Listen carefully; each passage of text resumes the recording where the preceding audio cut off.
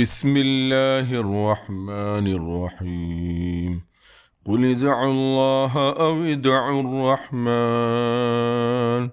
أيما تدعوا فله الأسماء الحسنى ولا تجهر بصلاتك ولا تخافت بها وابتغ بين ذلك سبيلا.